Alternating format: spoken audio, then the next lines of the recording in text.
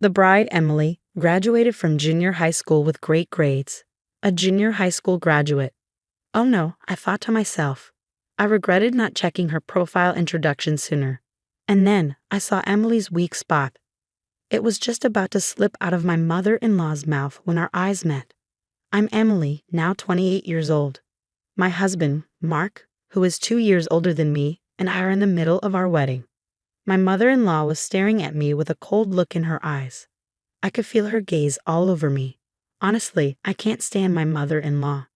Mark is a doctor. We met through work, hit it off, and got married. It's the usual story of how people fall in love. But at our first meeting, Mark's mom started criticizing me right away. Does she work for a proper company? If you're going to pick someone, pick a doctor or at least a registered nurse. An assistant nurse isn't good enough. A girl working at a regular company, she must have tricked you, Mark. Those were the first words she said to me. That's rude, I said. I'm the one who fell in love and asked her to marry me, Mark said, upset. Do you really think you can have a marriage just from a fling? The difference in our education makes us different kinds of people. I was shocked. The idea that the difference in education makes people different kinds of people seemed to be my mother-in-law's favorite line. And her favorite thing to mention was, my husband graduated from Harvard. To her, a Harvard graduate was the ultimate, the king of the world, the strongest person on earth. Did you know that if you graduate from Harvard, you can get any job you want? But as you go lower in university rankings, there are jobs you just can't get. The worst is when you look at your future and see fewer choices, but at least you have the most options if you go to Harvard.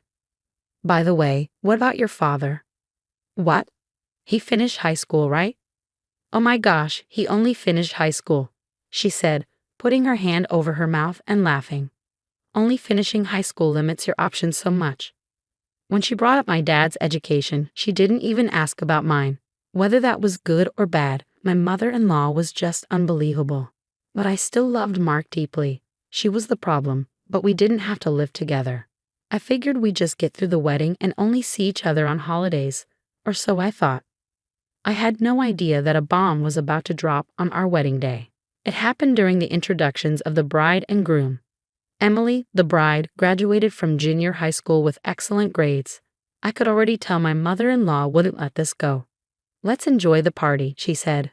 As soon as the food was served, she came over to us. So I heard. Yep, I'm sure you did. My mother-in-law flared her nostrils and glared at me. So she only finished junior high school. Is that even possible nowadays? Her words weren't surprising. When I first met Mark's parents, her education makes us different people idea was clear. I had expected something like this. Sorry, I said back. What did you say? My husband graduated from Harvard, and my son is a doctor. You don't even compare to our standards. Just finishing junior high is the lowest kind of education. I told you, education makes us different. Having someone like you join our family will ruin our genetic future. My mother-in-law's voice got louder. People around us started looking overhearing the conversation. Mark, worried about the situation, started to speak. Mom, what you don't know is Emily is. But before he could finish, the host stepped in, sensing the tension, and said, let's move on to the next part of the program. I nodded at the host, and with a smile, I urged my mother-in-law to go back to her seat. You don't need to tell me, junior high graduate, she sneered. After the ceremony, I'll talk to you about your divorce. I can't stand the thought of our family's future being ruined by someone like you. My mother-in-law turned and walked away, her dress swishing behind her. I'm sorry, Emily, Mark apologized. It's fine, you don't need to apologize, I said with a smile, watching my mother-in-law go back to her seat, looking pleased with herself. I whispered to myself, I'll make you understand, just wait and see. I smiled to myself. The party continued, and it was time for the congratulatory speeches. The host read out the greetings clearly. Congratulations on your marriage. Looking back, I could see her paying attention to every detail, even the little things. Public Relations Manager at Diamond Holdings, the host continued. My mother-in-law stood up proudly. I'm so happy to hear about your marriage. I've worked with your company for 6 years, and I'm grateful for all your help in our ads. Wishing you both a wonderful life. Director of Public Relations at McCoskey and Markson, the host added. My mother-in-law looked ready to take off running. We've received many other messages, but I'll just introduce the names, the host said. Then the names of big companies kept coming up. My mother-in-law looked shocked, almost like she was going to fall over after hearing all the congratulatory messages. She stormed over to our table, her face full of disbelief. Her husband, a Harvard graduate, tried to stop her, but she completely ignored him and practically screamed at me. "All right, what's going on here? You need to explain this to me."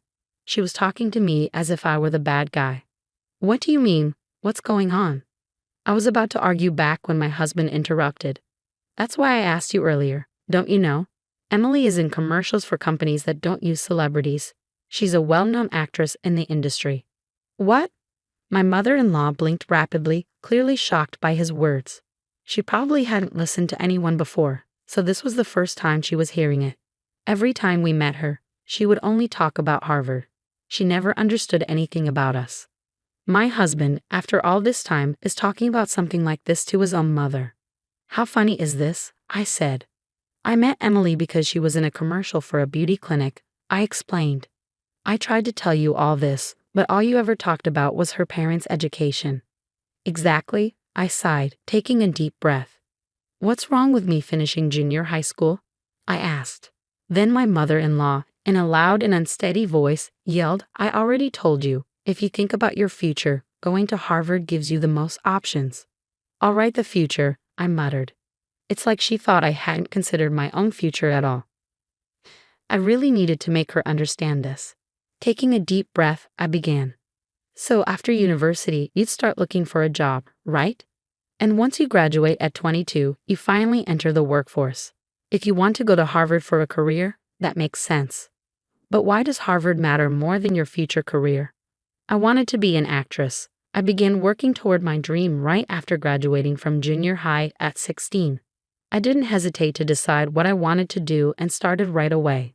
I was able to start working and contributing to society early. Harvard is one of the best schools in the world, and it takes incredible effort to get there. But I worked hard too. I don't mean you criticizing me just because I only finished junior high. I'm not confident about my looks. That's why I fought with my acting skills, appearing in commercials and reenactment dramas to become the top actress in the field. I studied acting while working part-time jobs, even going to a movie theater with just a piece of bread. You have no idea how much effort and motivation it took to push through those uncertain times. I want you to stop looking down on me just because I'm a junior high graduate. It's true that junior high graduates have less formal education, but they get a head start in working. The determination and courage of a junior high graduate is what makes us proud and strong. It's wrong to judge people based on their education. Then I changed the subject. "You keep saying, 'My husband is. My husband is.' So what have you worked hard for?" "Oh well," she mumbled. "Well," I chuckled. "Shouldn't you say, I worked hard to raise my kids?" Although I meant it sarcastically, she looked at me like I had just helped her. "That's right," she proudly said. "I worked hard raising my children." There was a brief pause. "You didn't work hard," Mark intervened. This was based on what I'd heard from him. He explained, "You always said my father graduated from Harvard. Work hard. I expect more from you. You were tough on me, but didn't do much for me. I became a doctor, but I was always afraid I wouldn't meet your expectations." So when asked if you worked hard raising your children, you couldn't answer right away. "No," she mumbled. When people's weaknesses are exposed, they try to hide them with emotions. My mother-in-law was no exception. She screamed, losing all control. "Harvard. They're the best. Harvard is great." She was cornered and kept repeating the same thing like a broken record. Her loudness was irritating. "If you're going to act like that, it would be better if you stayed quiet." It was my father-in-law who finally stopped the noise. "You're not a Harvard graduate," he said, grabbing her by the shoulders and pulling her away from the table. "That's enough." "Hey," she yelled at him. He calmly stopped her and spoke gently. "You changed after we got married. When I first saw you working hard at the flower shop, you were so charming. You weren't a great cook, but you learned from me. I married you because I saw how dedicated you were. But after we married, all you said was, 'My husband is a Harvard graduate.' You even said it to our son. Do you have anything that's really your own?" Her eyes went wide, and she shouted at him, spitting as she spoke. "I was chosen by you, a Harvard graduate. That's my greatness. Harvard chose me. My father-in-law sighed, looking exhausted. I'm great because Harvard chose me. You care more about the name of Harvard than anything else, don't you? It seemed like he had made up his mind. Maybe this is how marriages fall apart. After sending Mark off to start his new life with his wife, it was time for the two of us to go our separate ways. When this wedding is over, we'll talk about our divorce. It's not about Mark and Emily. It's about us. Mother-in-law's body started shaking, and just as she was about to shout, my own mother burst into the scene.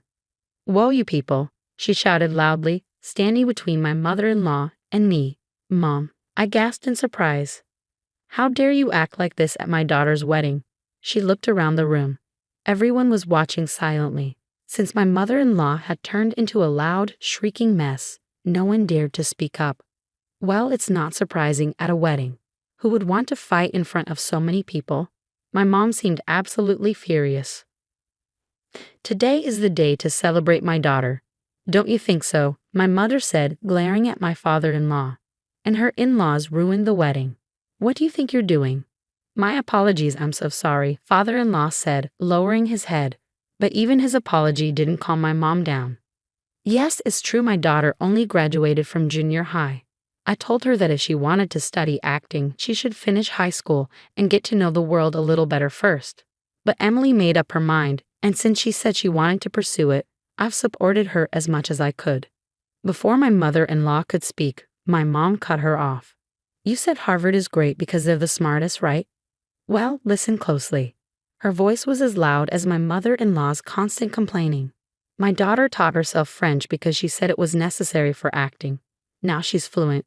I don't think she should be looked down upon just because she graduated junior high, especially with her level of French. She's fluent in French. That's not easy, and most people would never expect it from someone like her. I did everything I could to improve my acting, and that's how I became fluent in French," my mother added. "So I want you to put aside your academic prejudice." The room erupted in applause. "We're leaving," I said. "I can't stand to watch this anymore." Father-in-law bowed to my mother and dragged my mother-in-law out of the hall. That's how our wedding ended. My friends congratulated me, and I was so happy to have worn a wedding dress. Afterwards, my father-in-law divorced my mother-in-law. She had spent too much time clinging to the name value of Harvard and feeling special because of it. She couldn't manage on her own anymore. She went back to her hometown far away. Even Mark, her son, was so hurt by her that he told her he wouldn't give her any money for living expenses, even though she raised him under the idea that Harvard is the best. I continued working as an actress in commercials. Sometimes I played a dentist, a fish shop manager, or a crime scene victim. I did all sorts of roles. Amidst all of this, I found out I was pregnant. In life, academic qualifications are important, but basing your whole value on them isn't. We should always work on improving ourselves. Tomorrow will be better than we were today. By working hard, we'll become even better than before. I gently place my hand on my growing belly. Tomorrow it will grow even bigger, and a happier day will come.